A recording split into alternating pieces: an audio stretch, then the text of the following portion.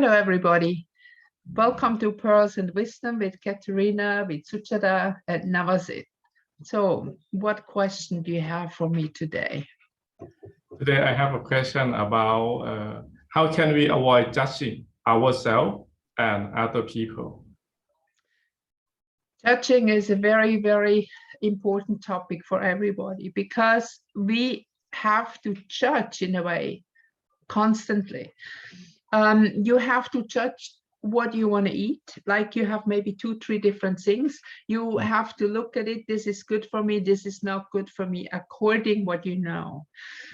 So generally, I would not say that judgment, but maybe to differentiate. You cannot say maybe something is bad and something is good again, because at one time you need this and one time you need that. But I mean, generally we can judge that, just stay with the food topic, that junk food or whatever, too much sugar, too much whatever is bad for us. So there is a negative judgment on that. Now, we have people in our life, people that we like, and then our judgment is generally positive, and we are very also forgiving because we like them. Yes. But very often we don't like ourselves so much because we are told we are not good enough, we are not beautiful enough, we don't have enough. So we generally judge ourselves in a negative way. Now, see, this is again, we come back to the program we talked many times before. So what we said is also, okay, we live on a stage, we live in a matrix or in a, whatever you want to call it, but what we live in is illusion. Even if it's very, very real, I'm very real for myself now, that this is also what we have created. Now, just imagine how powerful we are, that we have created all that. And why did we create that? We created it because we wanted new experience. We wanted a new adventure. And so therefore, we need positive and negative, like day and night, breathing in, breathing out, and all the polarity to make it possible. Because see, when we think about unity, being in unity in God, in heaven, whatever people imagine there is not much adventure. And not much experience. You know everything, you know the past, you know the future, you know everything. So it's kind of boring, I would say. So we have created, and I mean, this is ongoing. This is not just today or recently, but we have done that for eons. We created new stages for us. Just imagine we are on a level, we are computer programmers, and we have a lot of fun to create a new program, a new game, a new something. And then once the game is created, you insert part of yourself into that game. Like you have these little things running around, and you make it, you kind of blow it up, make it real, and you insert yourself. Like even Mother Gaia, the planet Earth, is a being. And you take on the role that you play in this game. So they're positive and negative. They're good guys and bad guys. And since we have a free will, it can go both. It can go more into the positive, more into the negative. And now we have experienced the last few thousand years that some negative entities have taken over. And the very, very difficult thing to understand is that even these negative entities, whatever it is part of our creation, part of us in that way. And see, that is what is so very difficult to understand when we look at our program we have today from religion, from everywhere, about good and bad, what's supposed to be, what not. We are judging everything that's coming up. And that's, again, that's the program. And that good and bad program to kind of hold us back to balance and end the game. Because the moment when everything is balanced, the game will end. Oh, okay, I see. When we always need a little bit tension. And if it's just a little bit, it's this tension that keeps us going. It's that tension that is the energy. Like, for example, when you have a male body, you still have in your soul the female part, but you have chosen to incarnate in this lifetime as a male because you need to make certain experience that you cannot make as a female. And for you, Suchada is the opposite, but you still have a male side and a female side.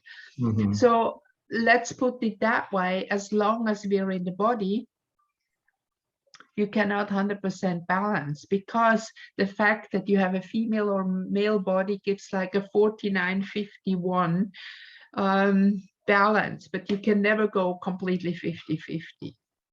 Oh. So now, with this understanding, let's go back to judgment. I don't think you can avoid it. Okay. I think judgment is just like, for example, as I said with the food, is something we need. It is part of us, like breathing in, breathing out. You cannot say breathing in is good because it's positive, breathing out is bad because it's negative on the polar axis. So, of course, we judge ourselves first. And again, as I said, that's a program, because the program tells us we are not good enough. At least us, the normal people. Others are overconfident in the other direction, which is not balanced either. I think the first to, okay, I would not say avoid judging, but to come to understanding is to accept that we have signed up to this game with all the positive and negative experiences we have.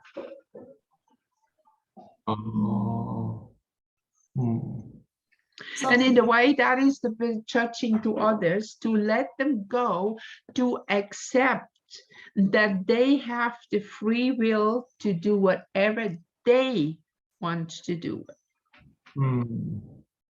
So missionary is, for example, the opposite. And you know that generally the real program that's coming up and the real control is usually come from religion, from the church, that or whatever, that tell you how you have to behave and how not, what is good and bad, how you get to heaven or hell, and so stuff like that.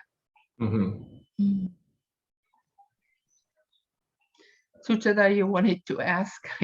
I wanted to ask, so if we cannot avoid judging, it's like in our nature, can we make it fair? Yes. Yeah. See, that's what I tried to come to be fair. And fair is that this is tolerance. Tolerance and acceptance. Now, when you move beyond that fear consciousness that we also talk many times about, the consciousness levels, you know, once you are not in fear anymore and you're not constantly afraid and judge yourself because of fear, once you understand that your nature is divine, because that is what life is within you. Without divinity, you have no life. I would even like to maybe exchange the word divine or God or whatever with life. That is a little bit more neutral and not so loaded with judgment. So life within me, life within you, life within my plant, life within everywhere, that is what I would call God. And every life has a certain intelligence, has a way to feel. Even a plant, when you cut it, it feels. There are many experiments made with plants, like even in prisons, that they had a way to find out if, for example, if you're not sure if that person is guilty or not. If they put plant into the cell, the non-guilty ones, the plant usually thrive, and those guilty ones, the plant usually die. Hey. Oh. Because of the negative, the more negative or positive energy, the more violence, the more anger, the more whatever. Because if they put the plant into a prison cell, the one who is not guilty will give to the plant a certain affection. The plant becomes like a friend. And you can, they could also observe that some of them, they talk to the plants and things like that. So there you can see. So when we talk about life, it's just about tolerance. So if you come to the point of understanding who you really are, there is no need to judge anymore. Okay. Because then your understanding and your tolerance will bring you above that what we call judgment of good and bad. It is just like you discriminate between what you want in your life and what you don't. So we can say a consciousness level that is still fear-based and a low consciousness level, that person is constantly judging and is constantly talking about good and bad. Once the consciousness level is rising, you come to acceptance. That's also one when we talk about 200, the courage, and then we have acceptance. We have all these things we talk about now, to not judge anymore, but to accept that the other person, and even if this person is doing something that from your ethical understanding is bad or destructive, let's say destructive. You don't know exactly why that person does it because you've never walked in that person's shoes. Also kind of considering the law of karma, which is very real, because the actions will always trigger a reaction. Like, for example, if somebody has murdered or killed in situations in war or whatever it is, and that person said, okay, look, I've done that. When you're out of the body, you sit together with the programmers, or what we call angels of karma, whatever you want to say. They said, okay, this lifetime I want to experience what it is really, what a person goes through to be killed. It goes that far, yes. Because at that level, we know we don't die. It's just like leaving that body to go on the other side. It's like, you know, it's very similar, like you sleep and you wake up the next morning and you're still the same, just in the body. And also when you sleep, you leave the body and you are in communication with all the other selves that may be past lives or whatever you had. You get advice and you don't remember, because if you would remember again, you would take away the adventure of your life. Oh. Does that make sense? You mean in the state of deep sleep, right? Yes. Because we have many dreams we don't remember. We have also the REM phase, what you can see in the eyes also. We are still connected to the body, what we call the silver cord that connects the soul to the body. That will be cut the moment you completely leave the body, and then the body just decays. But on that state, do we have consciousness? Yes. Okay. Absolutely. See, that's the thing when you die, when you cut that cord. In the contrary, when you sleep, you go unconscious, because you go into a consciousness level that most people cannot maintain when they are awake. We have different brain waves. Oh, okay. But once you really die, you're conscious. Awakening. Yeah, it is like you, that's why the people have this tunnel experience. Okay. This is kind of when you go out of the body and you come to the other side, the light, then you see it consciously. And so many people who had a near or a death experience and came back,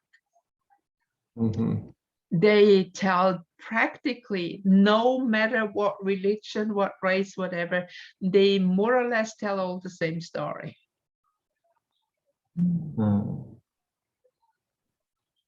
And then, of course, since we manifest, that's also when we go to the other side and we have a certain belief, like, for example, you are Buddhist or Christian, whatever, you meet Buddha, you meet Jesus, you meet whatever you believe, because that's what you manifest. So let's go back to judgment, because see, it's always like this. When you come with a question, if you don't have really the background to understand the whole story, then I can give you advice, yeah, you just be more tolerant, but that doesn't make sense. You won't be able to be more tolerant. How can you learn to be tolerant? You can struggle, you can try, like, you know, all the things that are told to us we should be. We struggle, but we don't achieve it in general, because we don't have anymore the understanding and the background who we really are. Once you know who you really are, you can let go of all that negative programming. Is that the right word? So this is because that's your second question that I can just see here. Does the root of our judgment come from our mind and thought? No. The root of our judgment is much further back, but works through our mind and thought and emotion. That's the program. Okay. From the experience also. Yes, part from the experience that, for example, if you cut yourself, it hurts. So you judge that cutting yourself is not good, but that's a practical experience. But most of the judgment that is actually preventing us from living our real life is a program. And now we have the program from the bad guys who want to keep us slaves so they can play their game more easily, and we are just more or less their food. Okay.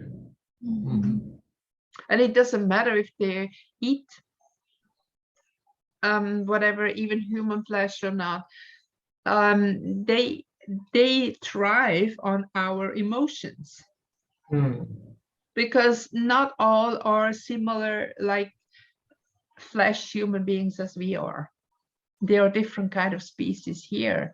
And it's also that all of them are, in a way, our creations, not maybe mine personally, but the whole crew who came here, that everybody was part of creating this matrix, this simulation. So how can we get out of judgment? Understanding, comprehension, knowledge. And you know, we talked right before about education a little bit, and I'm sorry to say, but the more educated the people are, the more programmed they are. You know that. Because you're made to believe, and like, for example, already very often in childhood, like you're born into a family of doctors or artists or lawyers or whatever it is. That is the program you go in already by birth. Yeah. And then you go through the whole education and very often in the same direction. So you're very one-sided in this lifetime, which doesn't really matter. You signed up for one-sidedness because you need to experience that. If you focus on 1,000 other things, you won't have that experience. So if I would become an absolutely excellent chef baker, for example, I focus on baking. Till I master it, till I become a master baker. And then when once I'm a master baker, it might get boring because I have done it all. So then it's the time to get out and to do something else. I see. Then you have gone to the saturation of the experience, and then you can move on to something else. So in a way, judgment is important, but it always matters out of what consciousness that judgment comes. If it's coming out of a consciousness of fear, of survival, of this like being not good enough, not having enough, judgment is very harsh.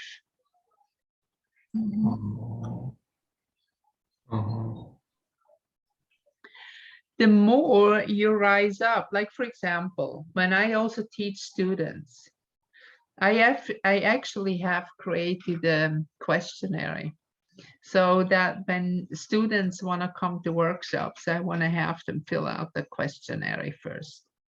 That I can find out if that person is really ready for my teaching.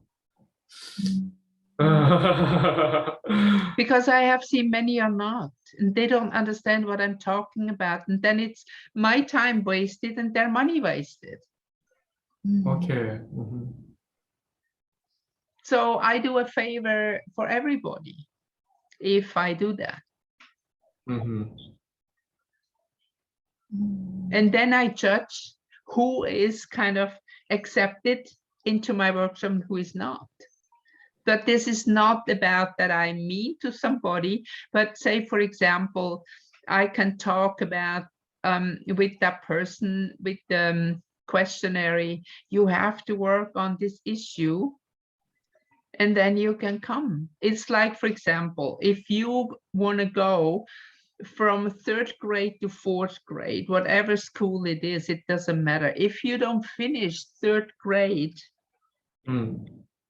and have the knowledge that will go up to here, you won't be successful in 4th grade. That doesn't matter with all the corruption and the teachers we have today letting people in and they give them money to get the diploma. They will not be successful in life because they don't understand They don't have a foundation. Uh-huh. It's like, you know, it just come up that in the Bible, that little story, but not to build your house on sand. Okay. So this is the more important thing, that you have a proper foundation, so that knowledge, a fertile soil for those seeds being planted, that they can grow. Otherwise, if you plant those seeds on stone or sand and they're not growing, this is wasted. So judgment in a positive way is something we need to judge what we need as food, to judge what we need for our lifetime to be safe, but not that kind of judgment of good and bad. And we talked about that, the difference between duality and polarity. Polarity is just simple black and white, dark and light, and like night and day, and breathing in and breathing out, and all that stuff that has no judgment to it. We can say duality on top of duality is good and bad. And then you have two categories of everything in your life, either good or bad. And again, nothing is just good or bad. Remember the story, somebody lose a job. Why do you lose a job? Because you are not at the right place at the right time anymore. You have to move on. Like, for example, the master baker I said before. So he has, or she has now mastered everything in baking. And, you know, this person might suddenly develop allergy against flour. Cannot bake anymore. I see. This is a very clear sign from the cosmos that it's done. You don't need to bake anymore. Get out of here. Do something else, because you are stuck. And then once you are stuck, you cannot learn anything anymore. The flow of your life is interrupted.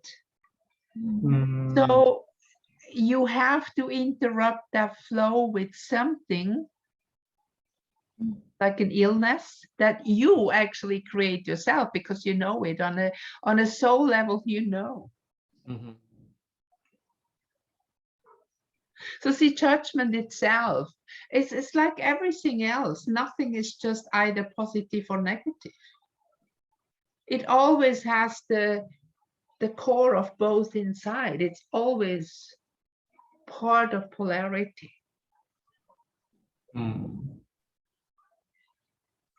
Now, another thing is what is very important to understand here too when we talk about polarity and judgment.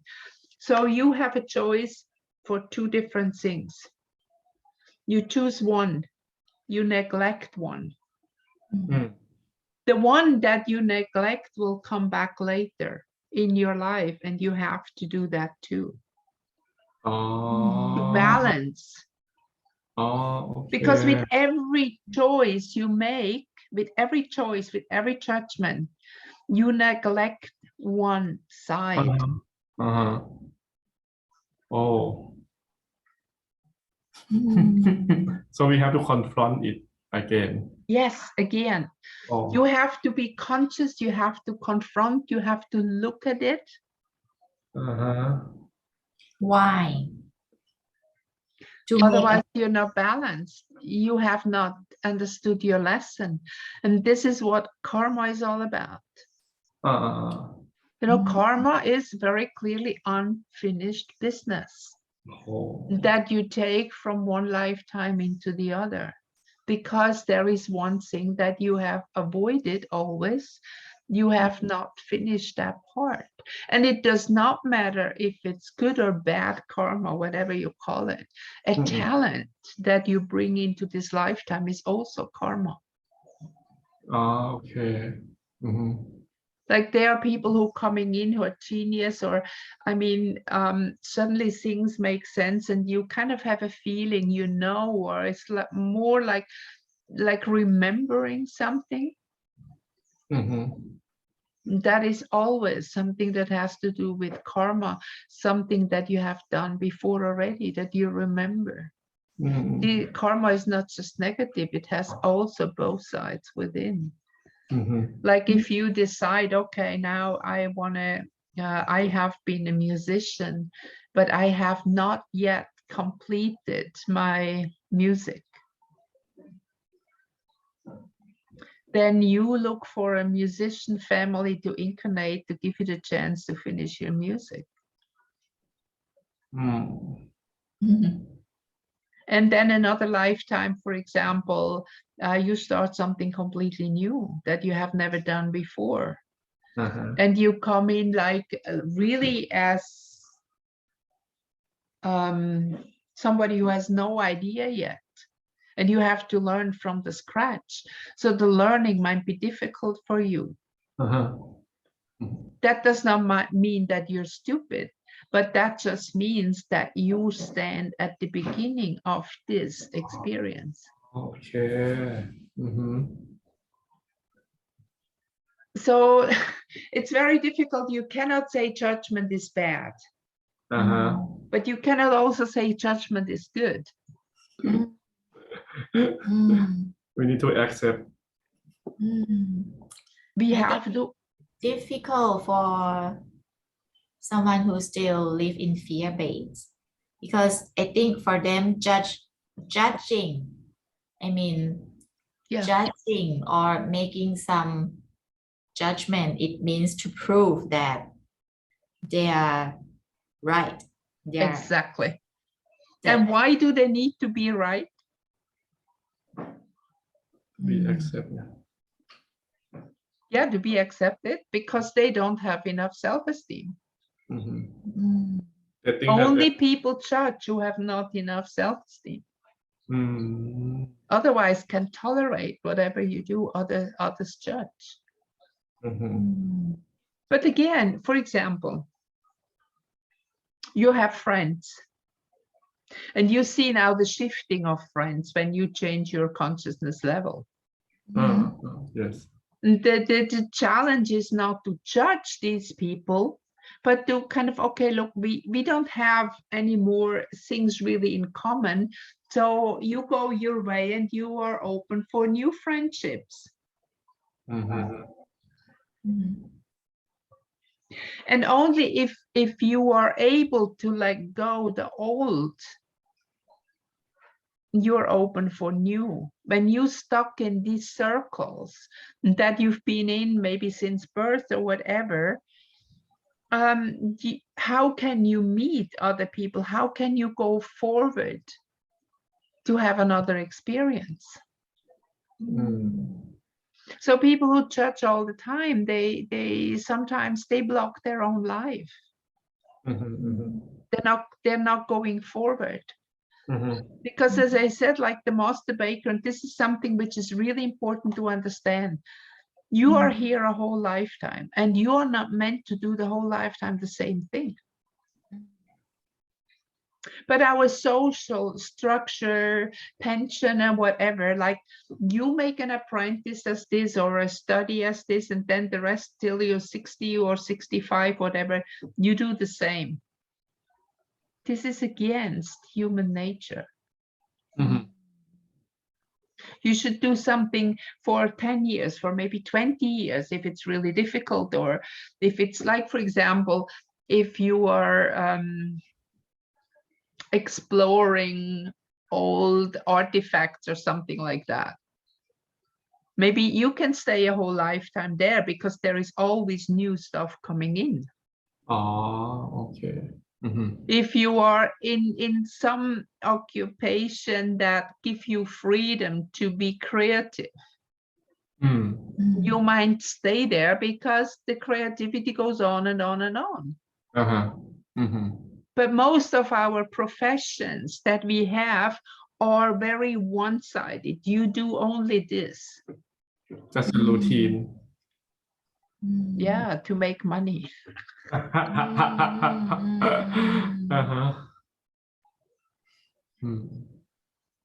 So yes, don't avoid judge.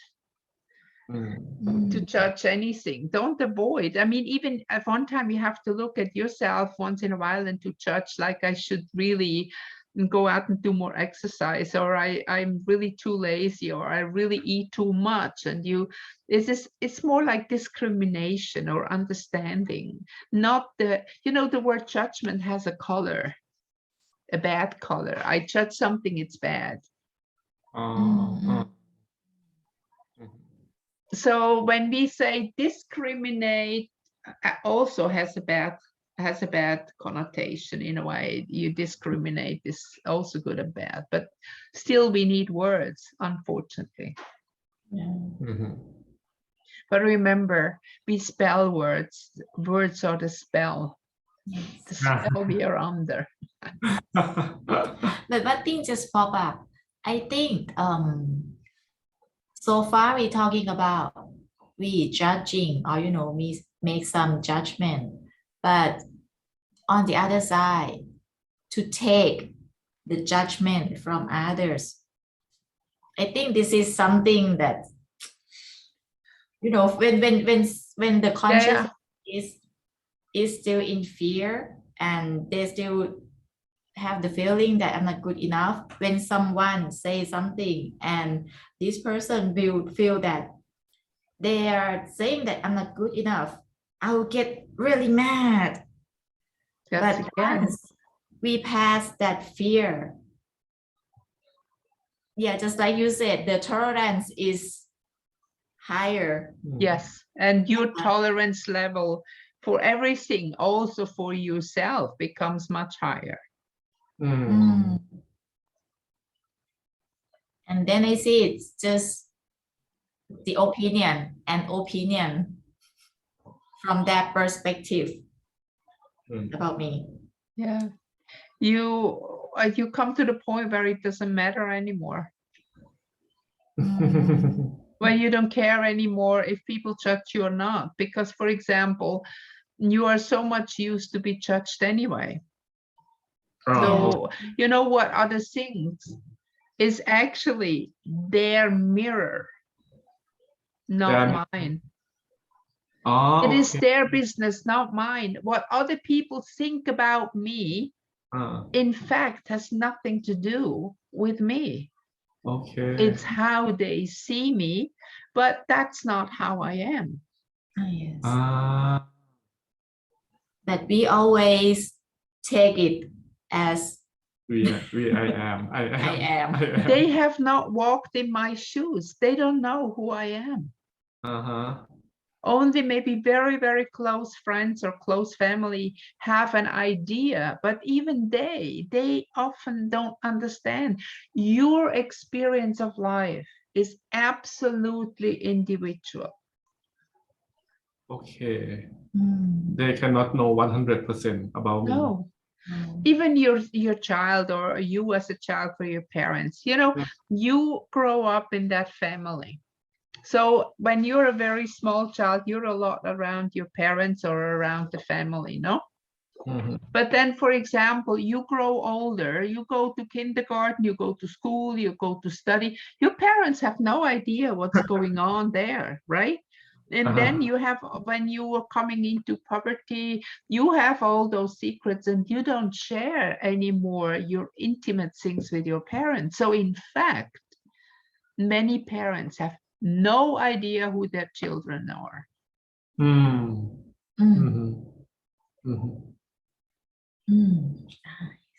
You know how many cases I know that I had SOS calls from parents suddenly, I realized my son takes drugs. But or daughter or whatever. So, but you know what? This child is taking drugs maybe since a year or 2 years already. Parents had no idea, but now maybe they get sick because of that. Then the parents realize.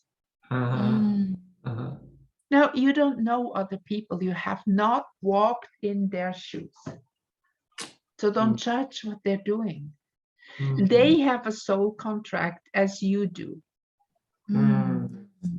You have chosen a certain soul path for this life of experience. But again, you know, remember we said at night, you go out of your body, you're in contact with your higher self, with past life, personalities, whatever, you might change your contract.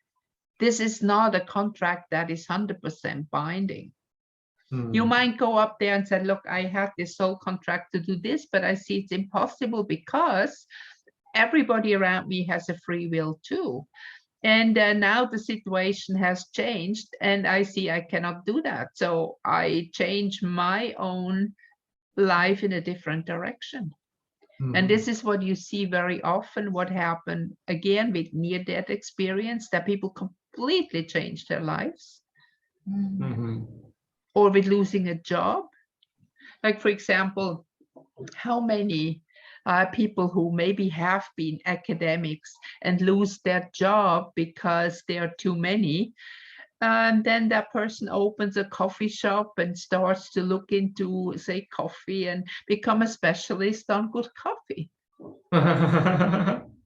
But you know what? Maybe he makes or she makes 10 times more money than he or she did as a teacher at the university, and has a lot more fun, meet a lot more fun people. So why you judge that? People do.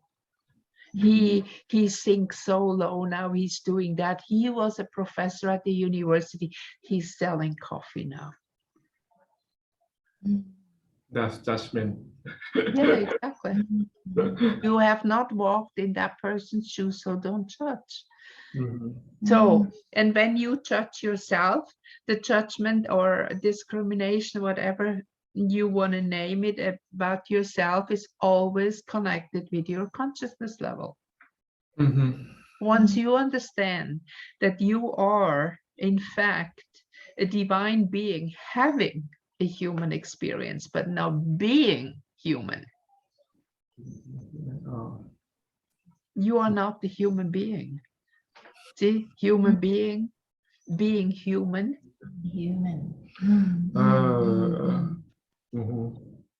And in the language is so much included, spelling, that we believe things.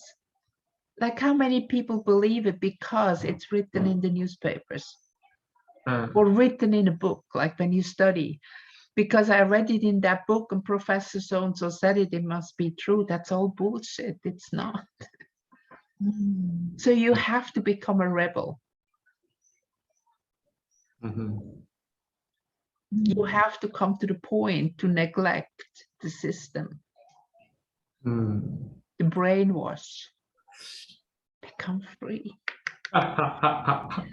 Needs a lot of courage. Yeah, of course, but it's worth it. Yes. You know it's worth it. Why do you think you're on that path? Because you have the courage to face things that are not norm. So you belong to those who are gonna make it. And don't have to repeat the same class again. I see. So that's why I'm proud of you. This is because in this society, it's not easy to break out of that very, very tight program. Yes. True. Yes.